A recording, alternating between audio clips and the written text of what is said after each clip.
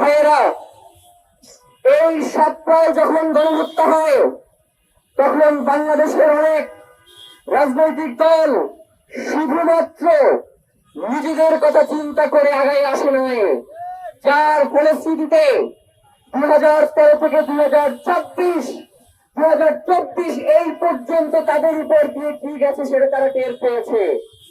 কিন্তু আশ্চর্যের বিষয় যে মাত্র 2 মাসের মধ্যে তারা সেই জিনিসগুলো ভুলে যাচ্ছে। তারা আবার সেই শাপলার ফ্যাসিবাদী রাষ্ট্রে ফিরে যেতে চায়। তারা আবার নতুন করে বলবার চেষ্টা করে যে শাপলায় রং মেখে এই মানুষগুলো শুয়েছিল। তারা মস্করা করে যে এই মানুষগুলো তারা গ্রাম্য, তারা ক্ষেত, তাদের নাগরিক কোন অধিকার নাই। আজকে ইনকিলাব মঞ্চের পক্ষ থেকে আপনাদেরকে স্পষ্ট করে জানিয়ে দিতে চাই, শাপলা গণহত্যার জন্য অবশ্যই একটি স্বাধীন তদন্ত কমিশন গঠন করতে হবে।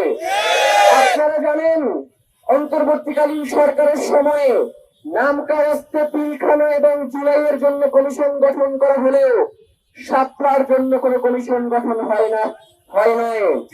তাহলে কি অন্তর্বর্তীকালীন সরকারের শাপলাকে কখনো তাদের জনগণ মনে করে নাই?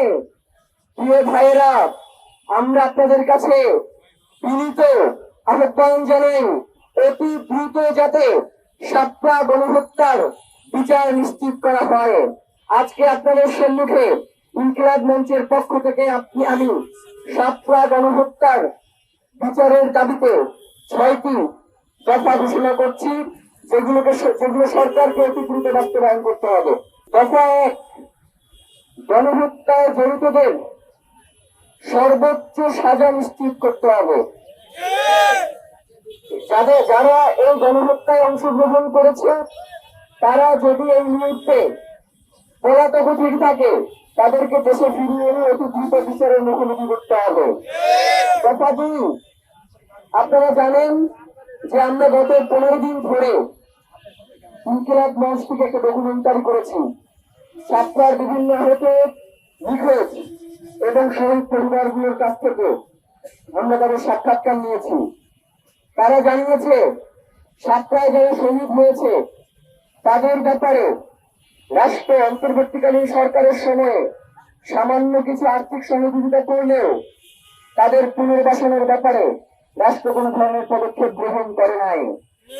এমনকি আহতদের ব্যাপারে রাষ্ট্র এইটুকু পদক্ষেপ গ্রহণ করে নাই। মানে ব্যাপারটা এমন যে আহত সেটাতে আমার কি। আমরা অতি দ্রুত দাবি জানাই, সরকারি খরচে আহতদের চিকিৎসার ব্যবস্থা করতে হবে।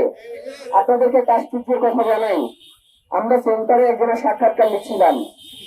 ওই সময়ে তার পায়ের ভিতরে যে রড ঢুকানো হয়েছিল, এক কারণে আজ পর্যন্ত তার সেই পায়ের ভিতর থেকে রড বের করা হয় নাই। এই রাষ্ট্রের জন্য দীর্ঘ 17 বছর ফ্যাসিবাদী কাঠামো থেকে উত্তরণের পরে আজও যদি আমরা তাদের পাশে দাঁড়াতে না পারি সেটা আমাদের জন্য অত্যন্ত লজ্জা। আমাদের দফা 3, শহীদ ও আহত পরিবারকে পুনর্বাসন করতে হবে। আপনারা জানেন এই শাপলার মধ্যে অনেকেই ছিল। একজনের সাক্ষাৎকার আমরা নিয়েছি, তখন সে ক্লাস 6-এ পড়তো, এতিমখানায় থাকতো, তার একটা পা কেটে ফেলতে হয়েছে। এই মানুষটার পুনর্বাসন যদি এই রাষ্ট্র না করে এই মানুষটা কোথায় যাবে আপনারা বলেন?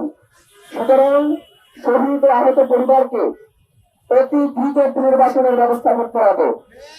শহীদ ও আহত পরিবারের সন্তানদের জন্য শিক্ষা ভাতার ব্যবস্থা করতে হবে।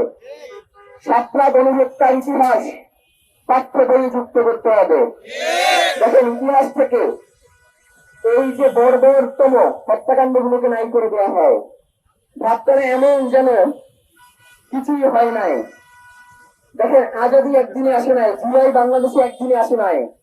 শাপলা, পিলখানা, মোদী বিরোধী আন্দোলন, নিরাপদ সড়ক আন্দোলন থেকে শুরু করে প্রত্যেকটা গণতান্ত্রিক আন্দোলনের মধ্য দিয়ে কিন্তু এই বাংলার জমিনে জুলাই এসেছিল। সুতরাং এর কোন একটাকে অস্বীকার করা মানে হচ্ছে জুলাইয়ের যে স্পিড সেটাকে নাই করে দেয়া। সুতরাং আমরা দাবি জানাই, শাপলা অন্যান্য গণহত্যার ইতিহাসের পাশাপাশি পাঠ্য বইয়ে শাপলা গণহত্যার ইতিহাস যুক্ত করতে হবে। আপনারা জানেন যে বাংলাদেশে মুক্তিযুদ্ধ বিষয়ে একটি মন্ত্রণালয় রয়েছে। জুলাই গণ অভ্যুত্থান অধিদপ্তরের মতো মুক্তিযুদ্ধ বিষয়ক মন্ত্রণালয়ের অধীনে সাতটা আন্দোলন অধিদপ্তর গঠন করতে হবে। এই কার্যক্রমগুলো এই নির্বাচিত সরকার কি করতে হবে? এখন জিজ্ঞেস করেন কেন? অন্তর্বর্তীকালীন সরকার যখন ক্ষমতায় ছিল প্রতিনিয়ত তাকে এমন ভাবে প্রেশার ক্রিয়েট করা হয়েছে যে তুমি তো নির্বাচিত না, তুমি এইগুলোর বিচার করবা কিভাবে? তুমি তো নির্বাচিত না, তাহলে তুমি এই কমিশন গঠন করে কি করবা? তুমি তো নির্বাচিত না, তুমি এইটা কেন করতেছো? তুমি নির্বাচিত না, তুমি এইটা কেন করতেছো? এখন তো বুঝলাম যে আপনারা নির্বাচিত হয়ে আসছেন, তাহলে আপনারা সাতটা গণহত্যার বিচারটা করে দেখান। আমরা আগামী বছর এইখানে সাতটা গণহত্যার বিচারের দাবিতে দাঁড়াইতে চাই না। আমরা আগামী বছর জুলাই গণহত্যার বিচারের দাবিতে দাঁড়াইতে চাই না। আমরা আগামী বছর শহীদ ওসমান হাদি হত্যার বিচারের দাবিতে এইখানে দাঁড়াইতে চাই না। আমরা আগামী বছর আর পিলখানা গণহত্যার বিচারের দাবিতে এইখানে দাঁড়াইতে চাই না। বাংলাদেশে যতগুলো গণহত্যা সংঘটিত হয়েছে, এখন তো একটি নির্বাচিত সরকার রয়েছে, তার এখন আইনি কাঠামো রয়েছে। সুতরাং অতি দ্রুত এই সাতটা গণহত্যার বিচার বাস্তবায়নের মধ্য দিয়ে অন্তত এই গ্রাম্য মানুষগুলোর জন্য একটি ইনসাফের ব্যবস্থা করেন। এইটা ইনকিলাব মঞ্চের পক্ষ থেকে আজকের প্রোগ্রামে আমাদের সর্বশেষ দাবি।